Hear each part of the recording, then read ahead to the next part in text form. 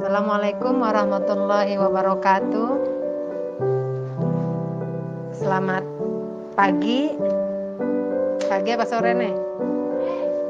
Sore, pagi ya, biar semangat terus. Kalau sore itu mau tidur.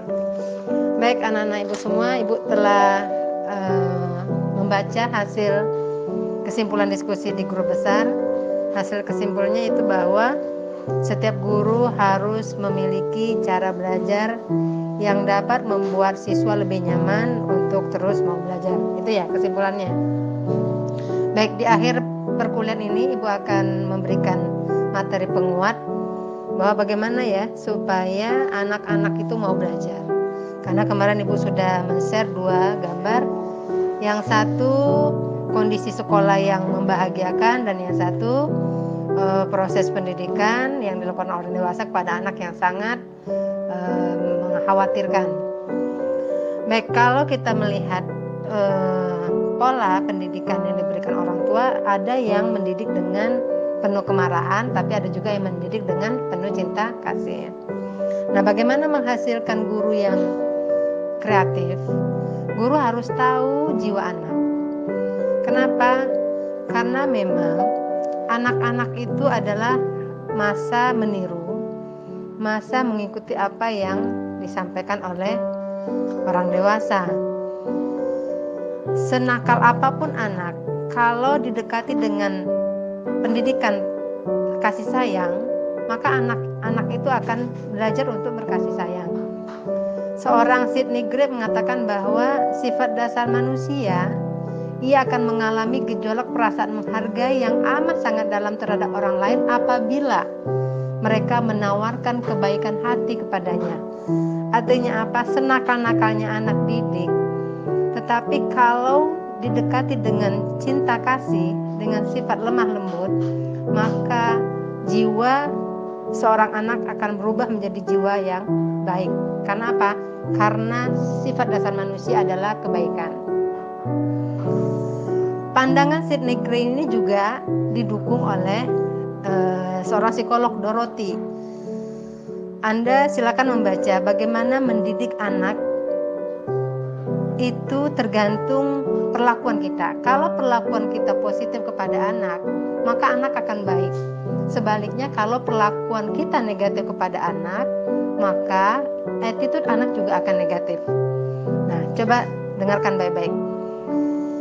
Jika anak hidup dengan celaan, ia belajar memaki. Jika anak hidup dengan permusuhan, ia belajar membenci. Jika anak hidup dengan cemoohan, ia belajar rendah diri. Dan jika anak hidup dengan hinaan, ia belajar menyesali diri. Jika anak hidup dengan toleransi, ia belajar menahan diri. Jika anak hidup dengan dorongan, ia belajar percaya diri. Jika anak hidup dengan pujian, ia belajar menghargai. Jika anak hidup dengan diperlakukan adil, ia akan belajar keadilan. Jika anak hidup dengan rasa aman, ia belajar menaruh kepercayaan. Jika anak hidup dengan dukungan, ia belajar menyenangi dirinya. Dan yang terakhir, jika anak hidup dengan kasih sayang dan persahabatan, ia belajar menemukan cinta dalam kehidupan. Permasalahan sekarang, kenapa anak ada yang nakal, ada yang susah dikasih tahu? Karena memang perilaku orang tua kepada anak itu akan berpengaruh terhadap kejiwaannya. Jack Canfield di tahun 1982 membuat sebuah kesimpulan bahwa ternyata anak-anak rata-rata menerima 460 komentar negatif atau kritik daripada komentar positif. Komentar positif hanya 75 atau kalimat-kalimat atau dukungan yang positif setiap hari. Jadi dalam satu hari, kalimat negatif yang diberikan orang tua kepada anak itu hampir 460 komentar. Coba bayangkan. Komentar positif hanya 75. Nah, kalau kalimat-kalimat negatif itu selalu hadir dalam diri anak, itu akan mempengaruhi perilaku-perilakunya. Oleh karena itu, sebagai seorang guru, calon guru, dan juga calon orang tua, berusahalah untuk mendidik anak dengan cinta kasih. Kenapa? Karena apapun yang kita berikan kepada anak akan mempengaruhi terhadap kejiwaannya. Nah, Nah, yang terakhir Ibu berikan tips bagaimana mendidik anak dengan baik. Yang pertama, labeli anak dengan citra diri yang positif. Setiap hari menyampaikan kata-kata yang positif. Kamu pandai, kamu soleh, kamu rajin, kamu bertanggung jawab. Nah, di dalam memori anak-anak itu akan keluar pandangan. Saya pandai, saya soleh, saya rajin, dan saya bertanggung jawab. Hindari melabelkan negatif, hindari melabelkan bentuk-bentuk citra negatif kepada anak dengan kata-kata kamu bodoh, kamu bandel, kamu nakal, kamu jorok, kamu pencuri, kamu pembohong, kamu penakut. Kenapa?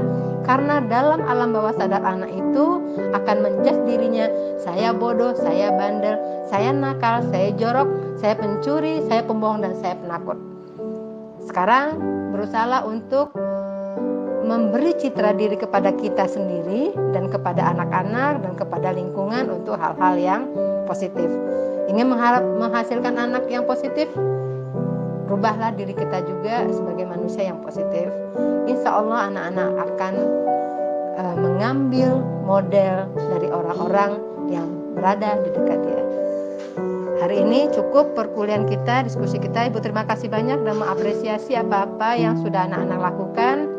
Insya Allah apa yang sudah diskusikan mendapatkan hasil yang baik, berkah, dan bermanfaat. Rajinlah selalu membaca, dan mudah-mudahan kondisi ini tidak lama, karena Ibu yakin selalu kita menjaga kesehatan. Mudah-mudahan anak-anak semuanya sehat walafiat. Wabillahi taufiq wal hidayah. Assalamualaikum warahmatullahi wabarakatuh.